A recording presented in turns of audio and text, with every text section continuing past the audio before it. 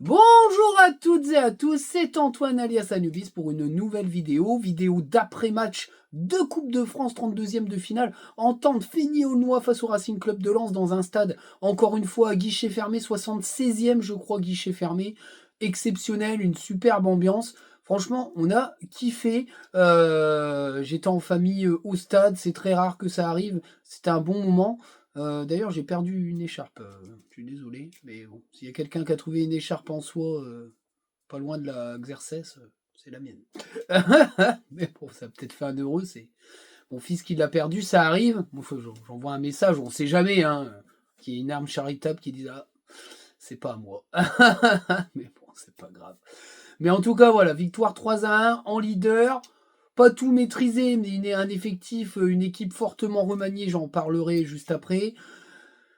Il y a certains qui ont gagné des points, d'autres qui en ont perdu beaucoup. Enfin, il y en a, c'est pas surprenant, mais en tout cas, le boulot a été fait dès la première mi-temps en équipe de Ligue 1 qui ne s'est pas laissé submerger par l'émotion du match.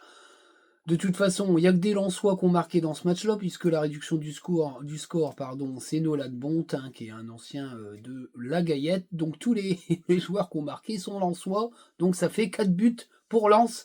On va dire ça comme ça. Voilà, on va commencer donc par la compo, avec Gürtner dans les buts.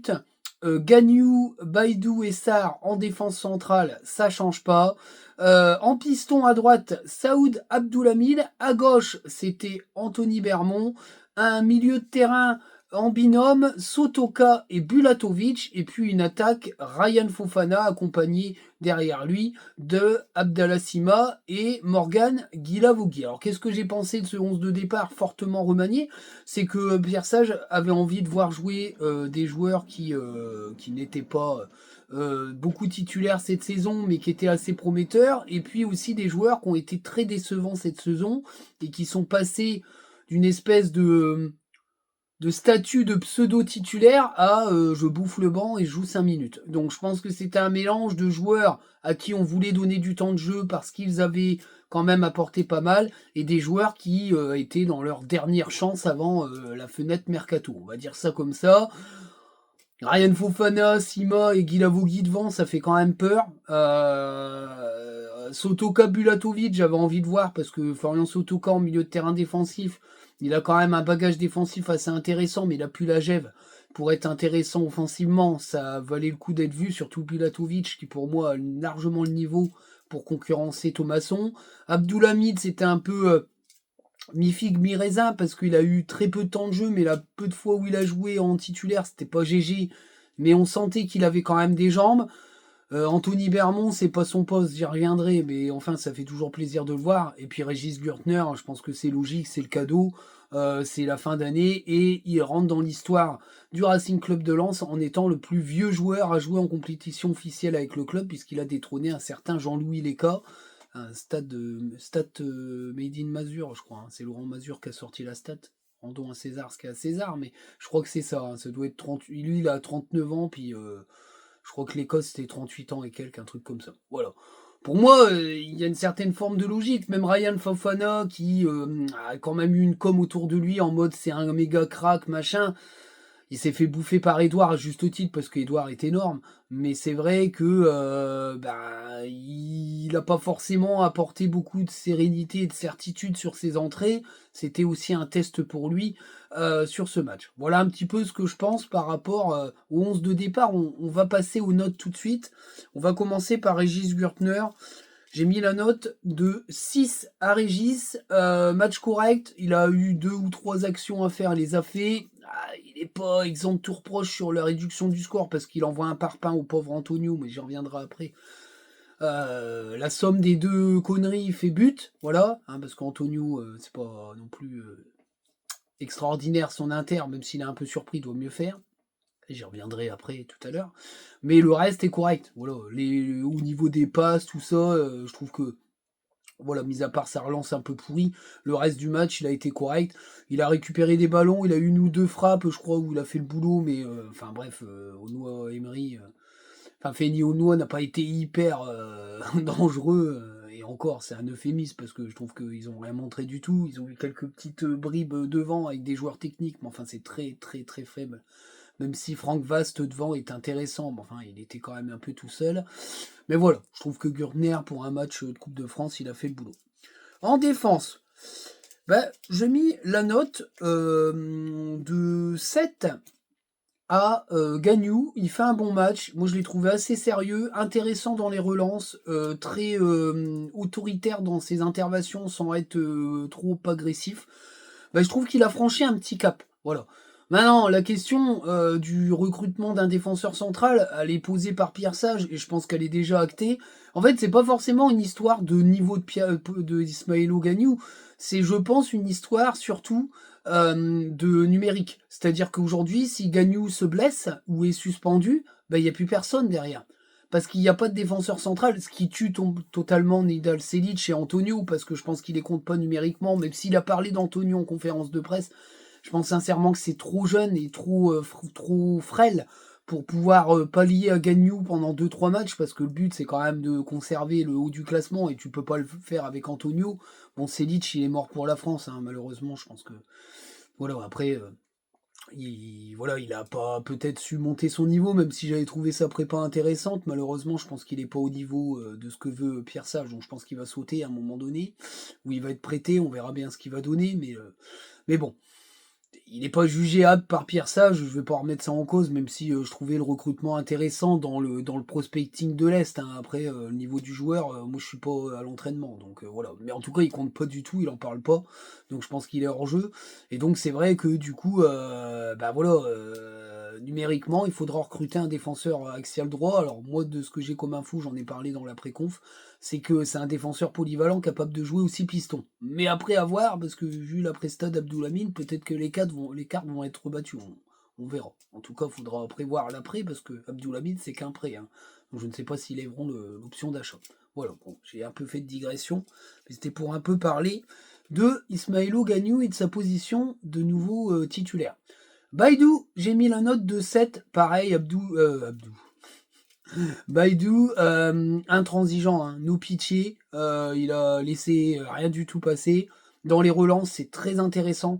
Moi, j'ai trouvé qu'il était de plus en plus confiant.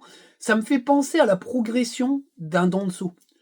C'est-à-dire que le Danso du début, quand il est arrivé, il y avait peu de percussions balle au pied, peu de passes claquées, prenait pas de risques. Là, en vrai, je trouve que Baidou, il fait pareil, il monte en puissance là-dessus, et j'ai trouvé les passes claquées vraiment intéressantes. Il a trouvé des angles de passe vraiment intelligentes, et qui provoquaient quelque chose. Parce que face à un bloc bas, quand tu dois casser les lignes, c'est quand même important, la relance par derrière. Et au final, il a été vraiment intéressant. Donc j'avoue que j'ai beaucoup aimé sa prestation, et que il a respecté l'adversaire, parce qu'il n'a pas baissé d'un cran. Malang Sarr, j'ai mis la note de 6, match correct. Pareil, les interventions étaient intéressantes aussi. Il a eu pas mal d'interceptions. Il rate un péno très mal tiré. Bon, ça, pour enlever des points, hein, c'est pas. Voilà, il a mal tiré le péno, ça, il n'y a pas de conséquences. Mais je trouve que dans certaines relances, dans certaines positions, c'était un peu du Malang Sarr de l'année dernière. Voilà. Mais sinon, le reste était quand même assez solide. Il s'est bien repris en deuxième mi-temps. Je trouve que la première mi-temps, il a eu du mal à rentrer un peu dans le match, et sur les quelques escarmouches de l'entente, je l'ai trouvé un peu en difficulté. Puis la deuxième mi-temps, il a repris son niveau, donc ça reste un match correct de sa part. Voilà. Les pistons, moi je suis désolé, hein, on est obligé de mettre un 8 à Saoud Abdoulhamid. Très bon match de Saoud. Une passe décisive pour Ryan Fofana à la 17e minute pour sa jolie tête. Un but à la 45e plus 1, 46e je pense, ouais, ça doit être ça. Ouais, 45e ou 46e? Ouais, c'est 45 plus 1, je crois que j'avais vu passer, donc ça doit faire 46e, hein, 45 plus 1, ça fait ça. Mais en tout cas, voilà, passe décisive et but. Une deuxième mi-temps très intéressante, il avait du feu dans les jambes. Alors bien sûr, je vois les gens sur Twitter, il affronte une N2, machin, mais on s'en fout. Ça change pas que techniquement il a été intéressant et qu'il a montré des choses. Dans ces cas-là, tu mets une mauvaise note à toute l'équipe et tu dis que c'est normal, ils ont affronté une équipe de N2. Ah ouais, mais non, c'est dans ces cas-là, les notes n'ont pas de sens. C'est sa presta, la presta était très bonne. Voilà, il a été intéressant, il a été déterminant et il a marqué pas mal de points par rapport à Aguilar. Donc, par rapport à Aguilar, c'est pas, ça change pas qu'Aguilar sera titulaire, à mon avis, mais je veux dire, il a repris des points par rapport à Aguilar. Ça peut peut-être permettre de sortir Aguilar plus tôt et de le faire rentrer, parce qu'il a montré des choses. En tout cas, voilà, moi j'ai été séduit par sa prestation. Anthony Bermond. Anthony Bermond, j'ai mis la note de 5, match moyen. Alors, il a fait très peu d'erreurs, parce que techniquement, il était juste, mais il est absolument pas Anthony Bermond à son niveau, parce qu'il est pas piston. Alors moi, ça me gêne un peu, cette histoire-là, de le mettre en piston cette saison. Moi, je trouve que c'est un peu gâcher le potentiel du gamin. Bon, j'espère que mentalement, il est costaud, parce que ça doit être dur. Ça n'a pas été un match facile pour lui parce que il apporte très peu dans ce poste-là. D'ailleurs, même à un moment donné, il est arrivé, j'en parlerai dans le débrief, il se faisait tellement chier à ce poste-là, et puis très peu servi, et puis pas aidé par le mec de devant lui, surtout aussi, que à un moment donné, il a dézonné, il est arrivé milieu de terrain offensif droit, et d'ailleurs, il a touché plus de ballons, il a été plus intéressant, mais enfin, il a été très vite remis là-bas. Mais voilà, il est pas piston, donc fait chier quoi. J'ai envie de le voir milieu de terrain offensif dans un registre qu'est le sien et ça me fait un peu peur. Voilà, ça me fait un peu peur et j'espère que c'est pas une année un peu test en mode est-ce que tu vas tenir, est-ce que tu vas mettre tout à 100% pour montrer que t'es lensois parce que pour moi c'est un des plus doués de sa génération au sein de la formation lensoise et que pour moi, il a plus d'intérêt sur le terrain que Ryan Fofana, qui a quand même eu beaucoup plus de chance et qui a été moins heureux dans ses prestations. Donc voilà, je suis obligé de mettre 5 parce que c'est moyen, parce qu'il n'y a pas, il y a pas un apport piston, mais il n'est pas piston. Voilà. Au milieu de terrain, Andrea Bulatovic, la note de 8, très bon match d'Andrea Bulatovic. Mon père, il l'aime bien, et puis il l'avait jamais vu au stade puisqu'il n'était pas venu. Il m'a dit c'est quand même très très fort techniquement. C'est au-dessus du lot, il n'y a rien à dire, et je suis totalement d'accord. Les corners en première mi-temps, ils n'ont pas tous été réussis, mais alors en deuxième, il les a tous levés, ils étaient tous dangereux, donc ce superbe coup franc direct, hein, j'ai dit à mon père, il va le tirer direct, ça n'a pas loupé, c'était magnifique. Donc un but, ça a été la tour de contrôle de milieu de terrain, mais aussi le distributeur. 74 ballons touchés, c'est le meilleur ratio du match. 5 ou 6 interceptions. 3 ou 4 récup, il a été énorme, il a fait au moins 10 gestes défensifs sur le match, mais énorme. Et puis toutes ses passes, toute sa technique, la création de décalage, c'est du très très haut niveau. Je veux dire, le club, techniquement, je pense qu'ils doivent pas être trop dans le stress de Thomasson, quoi. S'il prolonge pas parce qu'il veut pas diminuer son salaire, voilà, tu reprends un mec, surtout qu'en plus Amadou Haïdara va sûrement arriver. Ouais, voilà quoi. Message envoyé à Thomasson, c'est écoute, c'est soit tu prolonges, et puis sinon, bah voilà, merci pour tout, cette saison sympa, et puis au revoir. Parce que là, franchement, Bulatovic, il a montré que il avait largement le niveau pour seconder Thomasson, hein. Ça va être compliqué pour Thomasson, parce que s'il se blesse, si Bulatovic enquille, et qu'il est performant, ça va être compliqué. C'est un peu comme Grady, Thomasson, c'est-à-dire qu'il est très bon, mais derrière ça pousse à mort. D'ailleurs j'en ai parlé dans la dernière vidéo d'après-conf, il le sait, il le dit hein, autour de lui que le problème c'est que s'il prolonge, ça pousse tellement derrière que ça tombe, il va prolonger et pas jouer, et que lui il a encore envie de jouer quoi. Et donc je pense que c'est assez intelligent de sa part. Florian Sotoka, j'ai mis la note de 7. Moi je trouve qu'il fait un bon match, Florian Sotoka, il a été très à l'aise dans ce poste-là. Alors après, c'est la même chose, et me dire qu'Abdoulhamid, mais Abdoulhamid, il avait quand même un adversaire qui était virevoltant autour de lui. Florent Sotoka, il y avait quand même beaucoup moins de pression au milieu de terrain, mais ça n'empêche qu'il a été très performant dans la distribution des ballons, qu'il a récupéré 4 ballons, fait 2 interceptions. Alors il a été moins plaque tournante que Bulatovic parce que lui il a crevé l'écran, mais en tout cas il a eu au moins l'intérêt d'avoir un apport défensif qui tenait la route. Maintenant, je vais pas vous le cacher, bon, il a raté le penalty comme il en a raté pas mal depuis un moment, hein. C'est vrai que bon, il en a marqué beaucoup, dont des très très importants, mais je trouve que depuis un moment, il en a loupé une paire, et des très importants aussi, hein, celui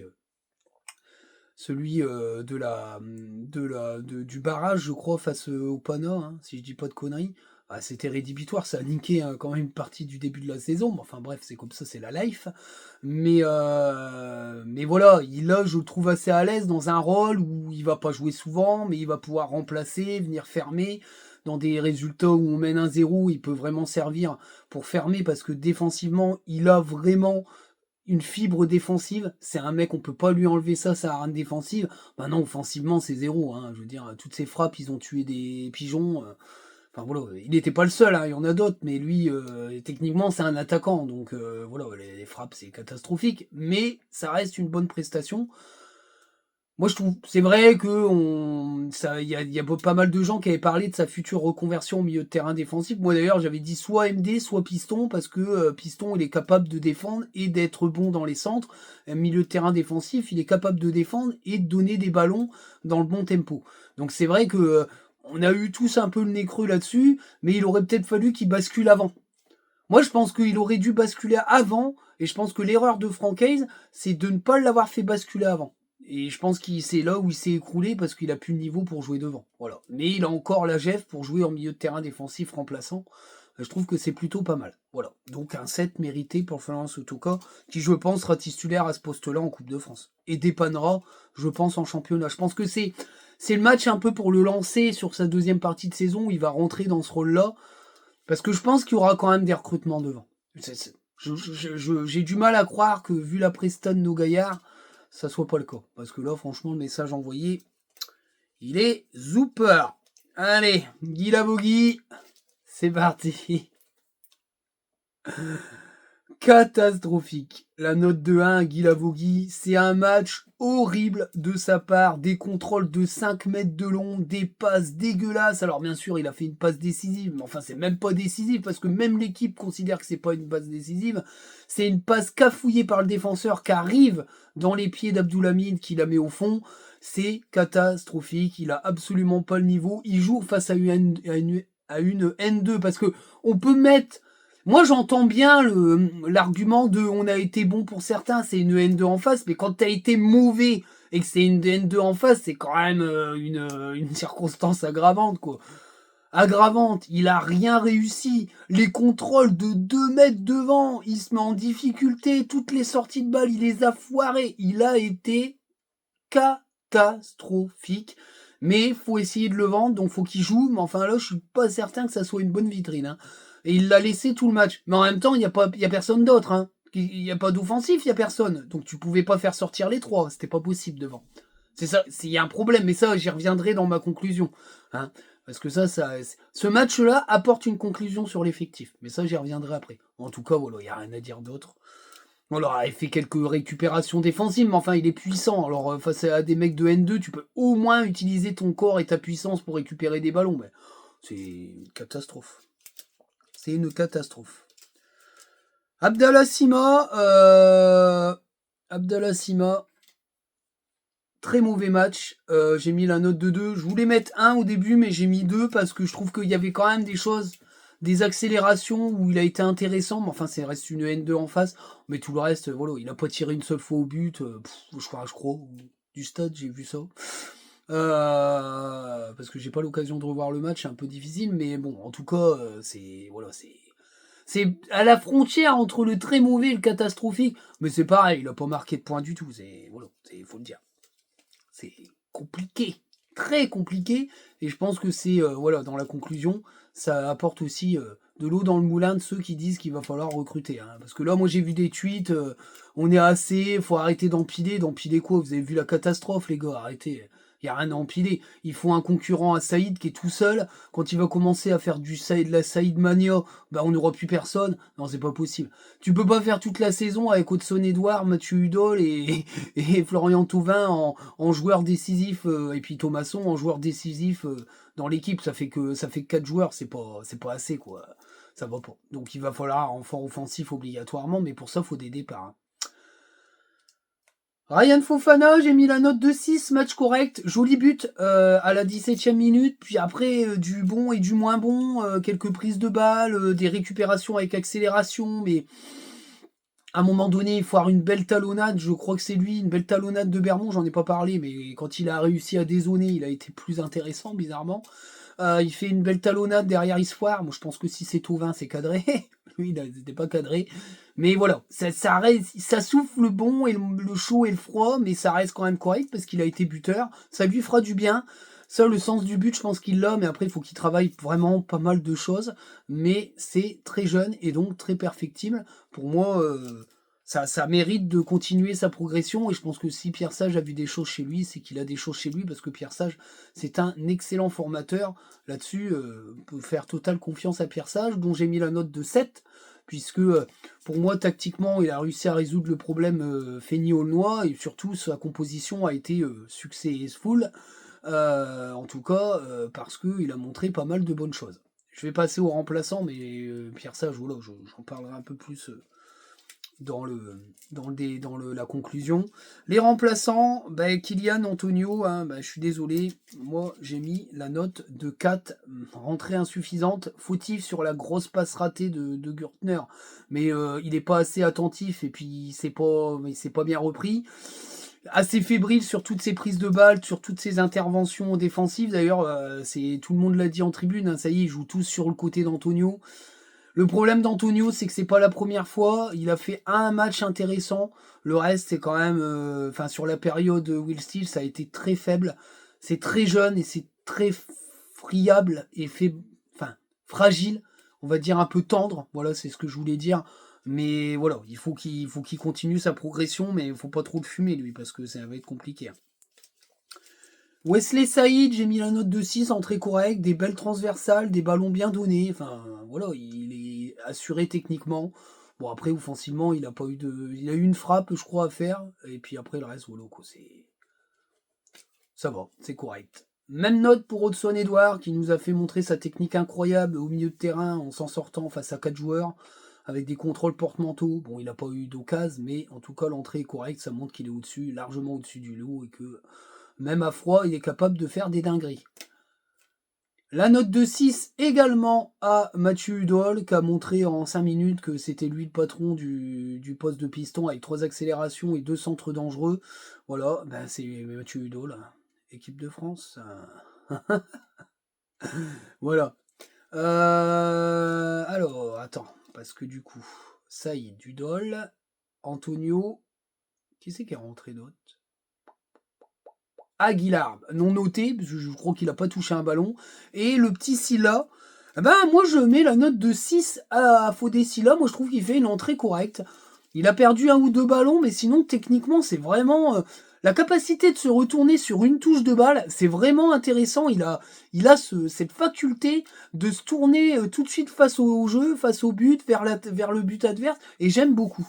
Donc il y a quelque chose à faire avec Fodé-Silla, mais il passe derrière l'excellent Bulatovic et il y a beaucoup de concurrence. Mais après, si le terrain se dégage l'année prochaine, il aura peut-être un peu plus de chance. Moi, je pense qu'il y a peut-être possibilité qu'il soit prêté, mais je pense qu'ils prêteront d'autres joueurs avant lui. Ou alors, il sera peut-être reprêté la saison prochaine si la préparation donne pas satisfaction. À voir. Mais je pense qu'ils vont surtout essayer de prêter des Chavez ou Gédiran et compagnie. Et puis Guilavogui, Sima, il y a un des deux qui sautera, je pense. Mais je pense que Fodé-Silla, il restera peut-être Lensois cet hiver. Mais bon, on n'est pas à l'abri. Peut-être que le gamin, il va vouloir être prêté 6 mois. Et puis, ils verront. Mais voilà. Je trouve qu'il fait il fait une entrée correcte avec des choses intéressantes. Voilà. Dernière note, c'est bien sûr la note du public. Hein. La note du public. C'était très bien.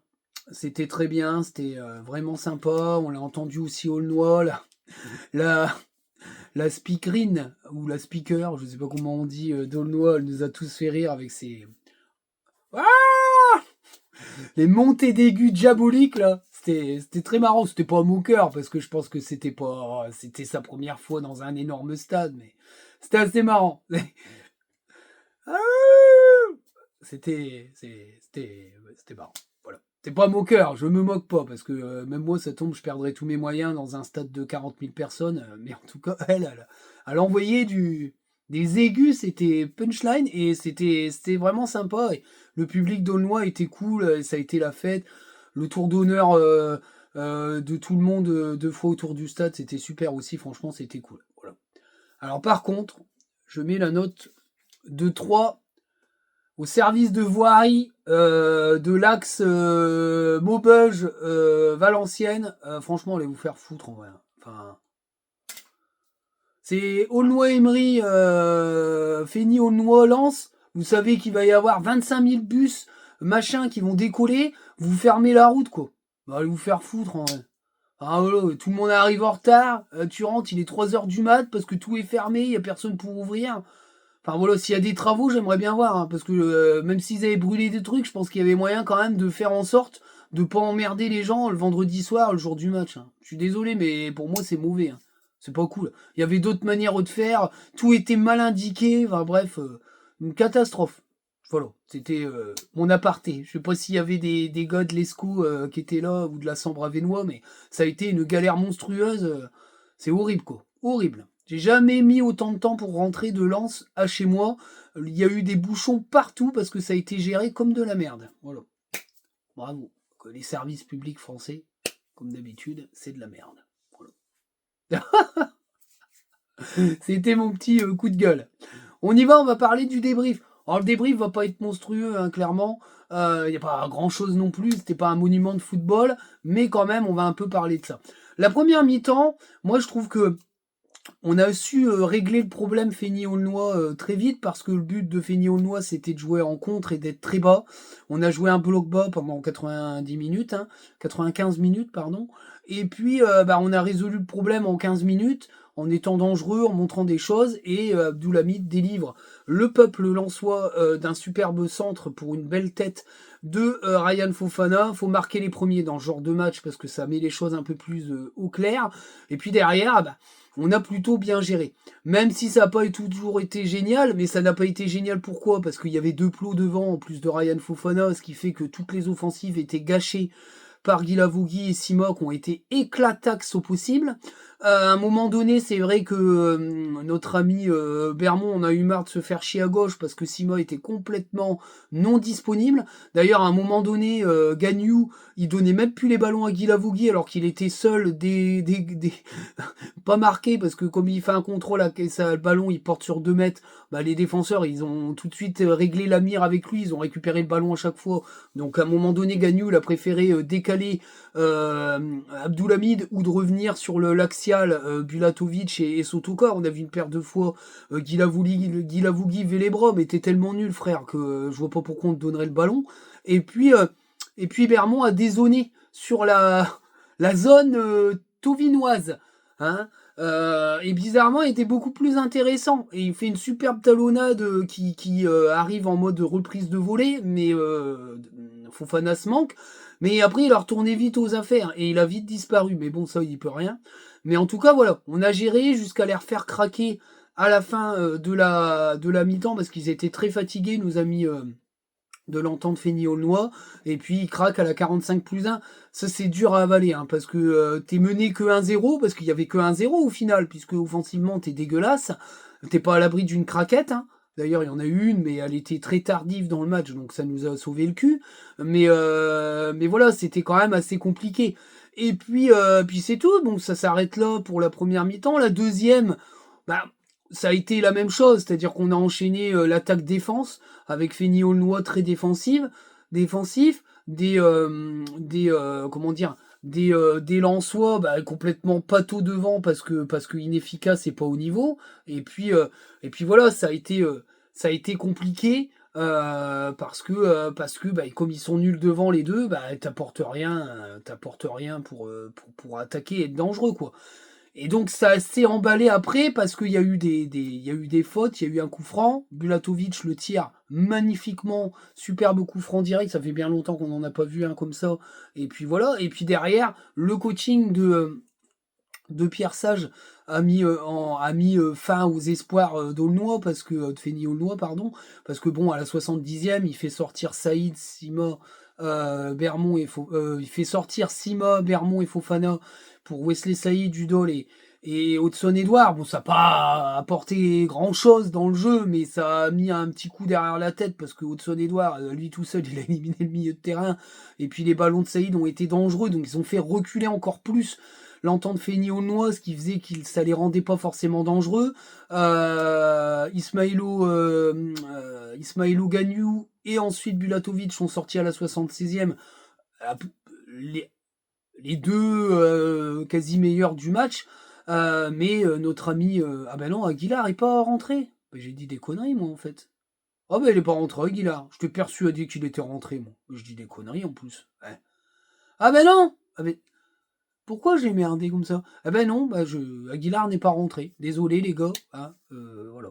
Petite correction, Aguilar n'est pas rentré. J'étais persuadé de l'avoir vu rentrer, mais j'ai pas bien compté. Ah ben, j'ai pas bien compté. Désolé. Merde alors. J'ai pas bien compté. Bon bref, mais voilà, Kylian Antonio rentre, je crois que 2 minutes après il se craque, hein, à peu près, c'est à la 80e minute, je crois, ouais, c'est ça. 85e, ouais, il rentre à la 77e, ouais, 8 minutes après, c'est le craquage, mais bon, c'est le Gürtner, il est responsable aussi, hein, c'est les deux, hein. Mais voilà, la messe était dite. Le but de Bulatovic a fini le travail, mais en tout cas, voilà un petit peu pour le résumé de ce match, parce qu'il n'y a pas grand-chose non plus à dire, mais en tout cas, le boulot a été fait de très belle manière. Alors, pour conclure, je suis d'accord avec Pierre Sage dans la conférence d'après-match. Très content pour les joueurs qui ont eu peu de temps de jeu. Il n'a pas parlé des joueurs qui ont failli. Mais la conclusion aujourd'hui, c'est que tu as un groupe de 12 ou 13 joueurs. Avec 24, ça fait quand même un groupe trop enflé. Il va falloir dégonfler tout ça. Est-ce qu'on va recruter dans la foulée? Je pense qu'on va... Si on dégraisse, ça peut être impressionnant. Mais en tout cas, ce qu'on a vu, c'est qu'offensivement, derrière Thauvin, Saïd et Hudson-Edouard, il n'y a rien. À part peut-être Fofana, que je mets à part parce que c'est un jeune, mais il n'y a rien. Je parle des mecs qui sont censés représenter quelque chose, c'est-à-dire Sima et Guilavogui qui ont été horribles. Bulatovic montre que il est vraiment l'héritier au milieu de terrain. Et puis voilà, la défense lensoise, c'est une des meilleures défenses du championnat. Elle a été alignée, elle a montré que voilà, elle était largement au niveau. Je vous avouerai que je suis assez soulagé. On saura contre qui on joue dimanche. J'espère qu'on jouera à domicile, ça serait bien. Mais voilà, c'est vrai que il y a eu du respect de cette équipe. Voilà. Eux, ils ont respecté l'esprit Coupe de France parce qu'ils y ont été, ils n'ont pas démérité, même à 2-0, ils ont continué de jouer, même si leur jeu c'était ultra défensif. Ils ont quand même eu un jeu avec des projections. Mais voilà, c'était un beau 32e. Il n'y a pas eu de découpage en règle, il n'y a pas eu de mec un peu foufou. L'arbitre a été plutôt intéressant. Je sais pas c'était qui l'arbitre, j'ai pas vu. Ah ben c'est Monsieur Paradis. Bah, on sent qu'il était jeune, mais c'est vrai, je l'ai pas noté, je vais le noter. Moi, je trouve qu'il a fait Monsieur Paradis, qu'il est il l'emportera pas au paradis, mais si quand même. J'ai mis la note de 7 à Monsieur Paradis parce que c'est vrai qu'il a fait un bon match, l'arbitre. J'avais oublié de le noter. J'ai trouvé intéressant, mais ça sent le jeune arbitre. Mais à un moment donné, il y en avait un qui était un peu trop chaud. Il a dit Brassard, il a appelé le capitaine de l'équipe. Il a dit maintenant il se calme parce qu'il a déjà un jaune, lui. Donc sinon, il prend un jaune, il sort. Donc j'ai trouvé vraiment assez pédagogue, assez cool, assez diplomate, et c'est vachement bien d'avoir des arbitres comme ça, et je trouve qu'il faut qu'ils restent dans cette lignée-là. En tout cas, c'était bien. Et puis voilà, respect pour les amateurs de l'entente Fény-Aulnois qui se sont battus avec leurs armes et qui ont pas mal de joueurs intéressants. Voilà, surtout Vaste, j'ai trouvé qu'il était pas mal devant. Voilà, oui, je pense qu'il mérite d'aller voir un peu plus haut, à mon avis. Mais voilà un petit peu pour ce 32e de Coupe de France. Prochaine vidéo, ça sera sûrement une vidéo scouting, j'aurai un peu plus d'infos. On verra bien. Alors c'est du scouting, hein, ça veut pas dire que ça va venir au club, hein, mais en tout cas voilà, c'est des noms qui ressortent de joueurs suivis, notamment en défense et devant. J'y reviendrai et je vous donnerai ces détails-là. Il y aura peut-être des noms que j'ai déjà cités mais qui me reviennent, et puis peut-être des nouveaux. Mais je commence à avoir des nouvelles au niveau défensif, ce qui veut dire quand même qu'on cherche pas mal. Voilà un petit peu pour les dernières nouvelles. J'espère que la vidéo vous plaira. Pas de montage, mais bon, voilà. Ah, du coup, il y a une erreur, hein, puisque Aguilar, il n'était pas sur le terrain, mais bon, ça peut arriver, on peut pas être parfait. Heureusement, la perfection n'existe pas, sinon je serais mort depuis longtemps. Je vous dis à très bientôt les amis pour une prochaine vidéo. Prenez soin de vous. S'il n'y a pas de vidéo avant Noël, je vous souhaite de très bonnes fêtes de Noël. Gâtez vos proches, gâtez vos enfants, gâtez vos chéris avec un E, et faites-vous plaisir, ripaillez bien. La bonne boubouffe, faut y aller, parce qu'un jour on n'en aura plus, on mangera que des trucs bizarres. Donc faut en profiter, les crevettes, les bulots, le saumon, le foie gras, le chapon. Bien sûr, parle pour les viandards, hein, parce que les végétaliens, vous mangerez des végétaux. Et les véganes, vous mangerez ce que vous voudrez, des végétaux aussi. Voilà. C'est pas une critique. Maintenant, on est en 2025, donc il faut parler de tout le monde. Everybody count. Voilà. Mais en tout cas, joyeux Noël à vous. Et bonne fête de fin d'année à ceux qui ne fêtent pas Noël. Mais c'est les fêtes de Noël pour moi. Sur ce, ciao, salut.